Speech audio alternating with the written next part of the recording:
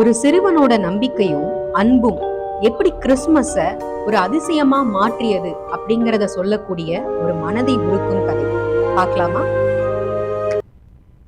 Welcome to our channel. இந்த சேனலுக்கு subscribe பண்ணி சப்போர்ட் பண்ணுவீங்கன்னு நம்புறேன். இப்ப நம்ம கதைக்குள்ள போலாம். டிசம்பர் மாதத்தோட குளிரான ஒரு இரவு. அது ஒரு சின்ன கிராமம் முழுக்க விளக்கு, நட்சத்திரங்கள், மரம் ஃபுல்லா பனி பூத்து இருக்கு.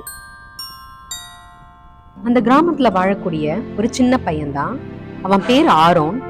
வயசு 10 தான். ஆனா அவனுடைய மனசு ரொம்பவே பெருசு. ஆரோனுடைய குடும்பம் ரொம்ப ஏழ்மையான ஒரு குடும்பம். அப்பா வாகனங்கள் பழுது பார்க்கக்கூடிய ஒரு மெக்கானிக், அம்மா வீட்டுல வேலை செய்யற ஒரு பெண்மணி. கிறிஸ்துமஸ் நாள் வரப்போகுது. ஆனா அவங்களுக்கு பரிசு பொருட்கள் வாங்க கூட பணம் இல்லை. ஆரோன் நம்பிக்கையை இழக்கவே இல்லை. அவனுடைய ஒரு சின்ன நோட்ல இப்படி எழுதுறான்: டியர் சாண்டா, எனக்கு நீங்க எந்த பரிசும் கொடுக்க வேண்டாம், என் அம்மா நல்லா இருந்தா எனக்கு போதும் அப்படின்னு எழுதி அவன் அந்த லெட்டரை அஞ்சல் பெட்டியில போடுறான். அந்த கடிதம் உண்மையாவே வடதுருவம் வரைக்கும் செல்லுமா அப்படின்னு அவனுக்கு தெரியாது. ஆனா அவன் நம்பிக்கை வச்சிருந்தான். வெளியில பனி மெதுவா கொட்டிட்டு இருக்கு. இன்னைக்கு ராத்திரி ஆரோன் ரொம்ப நிம்மதியா தூங்க போனான்.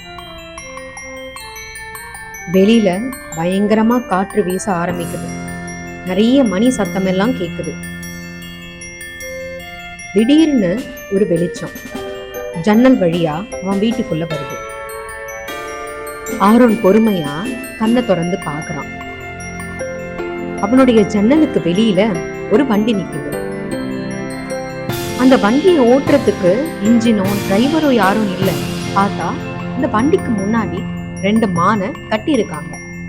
அது மட்டும் இல்லாம ஒரு பெரிய சிவப்பு கோட்டு போட்டுட்டு ஒரு மனுஷன் அந்த வண்டியில உட்கார்ந்துட்டு இருக்காரு. அத பார்த்த ஆரோனுக்கு ரொம்ப அதிர்ச்சியாவும் சந்தோஷமாவும் இருந்துச்சு. சாண்டா கிளாஸ், நீங்களா வந்திருக்கீங்க அப்படின்னு அவன் கேக்குறான். அதுக்கு சாண்டா கிளாஸ் சொல்றாரு: ஆமா, என்னோட குட்டி ஃப்ரெண்டுக்காக நான் இங்க வந்திருக்கேன். உன்னோட லெட்டர் எனக்கு வந்துச்சு அப்படின்னு அவர் சொல்றாரு. நீ அந்த லெட்டர்ல உனக்காக ஒண்ணுமே கேட்கல, உன் அம்மாவுக்காக மட்டும்தான் கேட்டிருந்த. அதுதான் உண்மையான கிறிஸ்துமஸ் கொண்டாடக்கூடிய மனசு அப்படின்னு அவரு ஆரோன் கிட்ட சொல்றாரு. சாண்டா கிளாஸ் அவரோட பையிலிருந்து ஒரு சின்ன நட்சத்திரம் மாதிரி இருக்கிற ஒரு பொருளை எடுக்கிறாரு. அதை எடுத்து ஆரோன் கிட்ட கொடுக்கிறாரு. இது ஒரு அதிசய நட்சத்திரம், இத மரத்துல கொண்டு போய் வை அப்படின்னு அவர் கொடுக்கிறாரு. ஆரோனும் அந்த சந்தோஷத்தோட வாங்கிக்கிட்டான். அவன் வீட்டுல இருக்கிற ஒரு சின்ன மரத்து மேல அந்த நட்சத்திரத்தை வைக்கிறான். சாண்டா கிளாஸும் மறைஞ்சிட்டாரு. ஆரோனும் நிம்மதியா தூங்க போயிட்டான். அவன் வச்சுட்டு போனதுக்கு அப்புறம் அந்த அறை முழுக்க பிரகாசமான ஒரு வெளிச்சம் இருந்துகிட்டே இருந்துச்சு. மறுநாள் காலையில அவங்க அம்மா திடீர்னு கண்ணு முழிச்சு எழுந்திருக்கிறாங்க. அவங்களுக்கு ரொம்ப நாளா காய்ச்சலும் உடம்புக்கு முடியாமலும் இருந்துச்சு. அவங்க உடம்பு குணமாகணும் தான் ஆரோன் சாண்டா கிளாஸ் கிட்ட லெட்டர் போட்டான். இப்போ அவன் கேட்ட மாதிரியே அவங்க அம்மாவும் சரியாயிட்டாங்க. அவங்க அம்மா சிரிச்சுக்கிட்டே ஆரோனை கட்டி பிடிச்சு, இது எப்படி நடந்துச்சு? நான் ரொம்ப நாளா உடம்புக்கு முடியாம இருந்தேன், என்னால எந்திரிக்க கூட முடியல, இது எப்படி நடந்துச்சு அப்படின்னு திரும்ப திரும்ப ஆரோனை பார்த்து கேட்டுக்கிட்டே இருந்தாங்க. அப்போ ஆரோன் பதில் சொல்றா: சாண்டா கிளாஸ் வந்தாருமா அப்படின்னு.